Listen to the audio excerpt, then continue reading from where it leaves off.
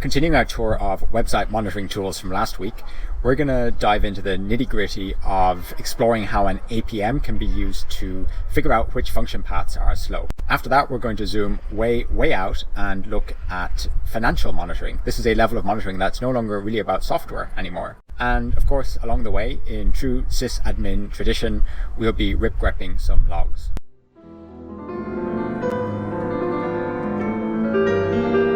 When you want to go deeper and get some insights into the slower requests, you'd use an APM. I'm using Scout APM at the moment, and that's what you're looking at right now. Let's get some metrics on my web endpoints by going in here. Here we see a list of different controller methods in my system. I can sort them by time consumed. That's how much of a battering do each of these controller methods give my server, what's consuming the most CPU and RAM. Here I have active storage representations controller. This is something to do with displaying images and files. Alternatively, I can sort by response time, i.e. how much latency is the end user experiencing. The slowest one of all here is PayPal controller finalize. That's the endpoint that gets called after someone has completed a payment on PayPal and comes back to the website. Let's click into it and see what kind of insights we can get. So the mean response time is about a second. Now we get a breakdown of what's happening. And if you look here, 38.7% of the time, or about 408 milliseconds, is consumed with HTTP. This makes sense actually, because the controller endpoint has to communicate with PayPal in order to double check that the payment actually went through. By looking at this breakdown, I learn more about what's happening. The next thing taking up time is auto instrument. That's actually something to do with the tools I'm using in order to collect this data. I've switched that on at the moment, but I could switch that off later. So you can probably ignore that. The next big thing that's taking up time is user create. That takes 147 milliseconds. If I click into it, you can see the SQL that's generated. Seems like rather simple SQL, so I am surprised that it takes so long. Then there's a bunch of other SQL stuff happening here, like the order gets saved, you can see what happens. That's actually relatively involved. Then there's a background job created, there's a PayPal transaction created, and you can see how much time all of this takes, and this gives you some ideas for debugging. Assuming this information is correct, then I would probably look into my users table and also the sellers table here. Maybe I'm missing an index. I don't know. The next thing I'd like to do is to take note of my aggregate HTTP status codes. So I'm back on my system metrics page here. And if I scroll down to throughput, then for any moment in time, I can see the relative number of each kind of HTTP status code. Ideally, I want to have no 500s and all 200s. Some 400s would be inevitable because they are client errors. Anyway, if I look at this last timestamp here, I have 1.4K 200s. Then I have 1.7K 300s. That seems a bit obscene. Why should I have more redirects than successes? We're going to investigate that in a sec. 110 400s and a single 500. Okay, so I don't want to do any kind of power analysis of my log files within the log entries website. So I've downloaded it off screen, and then we're going to use the Unix toolkit to analyze it. Let's start off by taking a look at the size of that file with disk usage human. So 404 megabytes, not too crazy. Next, let's find the number of lines within this. How many events are there? And oh God, I don't even know how many that is. So that looks like 1.3 million. You'll notice that word count printed out the number of lines and also the file name. For reasons that you'll see later, I only want the number. I don't want the file name. One trick that works with a lot of commands is instead of giving the file as an argument, you feed it in via standard in. Therefore, the command has no way of accessing the file name. And bingo. The next thing I want to do is scan within that file using a regex for 3 and then any digits that match. So I'm going to run that there. That's a little bit too much information, I think. So we'll condense the results in the next step. I happen to know that the 10th 17th and 19th fields that are space separated, you can see D for delimiter there, contain the information that I want, the URL, the protocol, and the status code. So let's run that again.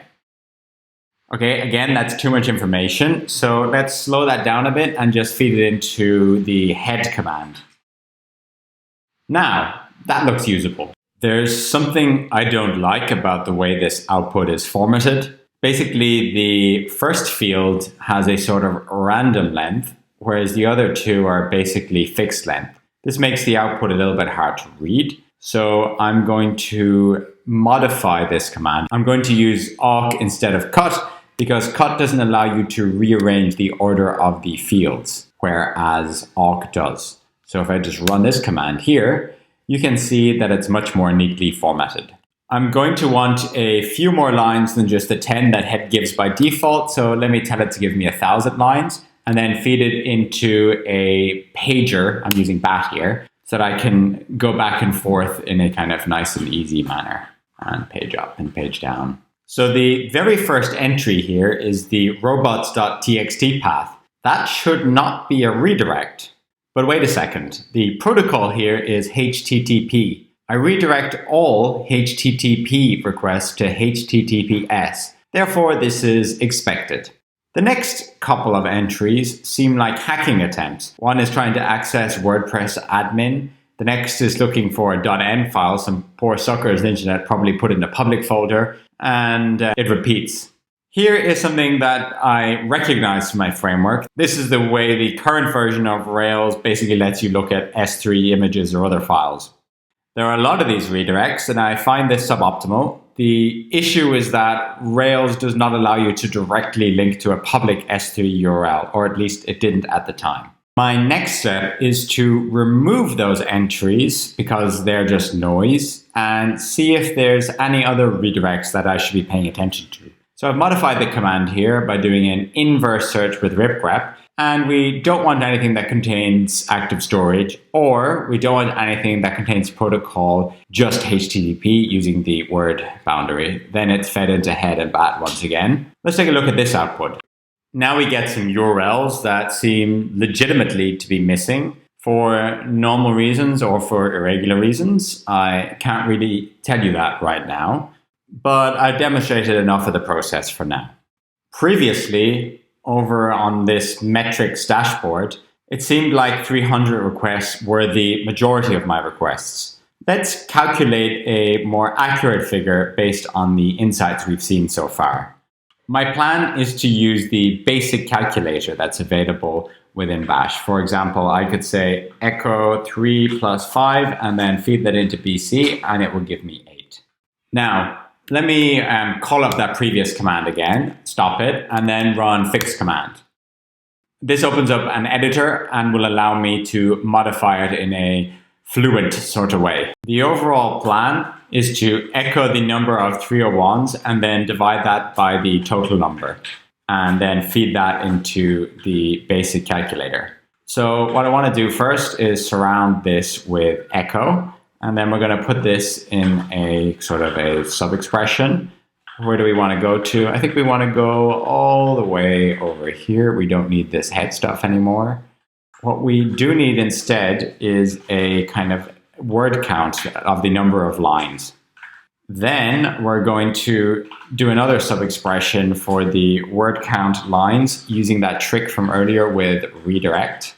And then we're going to feed the whole lot into the basic calculator, and we're also going to tell it to use decimal point.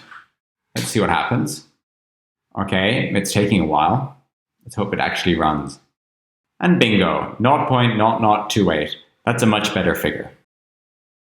The last pillar in monitoring your website, in my opinion, is to step completely away from the tech mumbo jumbo and look at a metric or two that really matter. The ones that are the reason of being for your software. With Uxbridge Notes, it's revenue. Therefore, I have this page showing trailing sales numbers. If these go to 0, that's a pretty damn good indicator that something's broken, even if all the other alarms have stopped. I also have something similar in Google Analytics. If there are no conversions, then I get an alarm. And with that, we've come to a close of the 5 pillars I use to ensure that my system is up and running.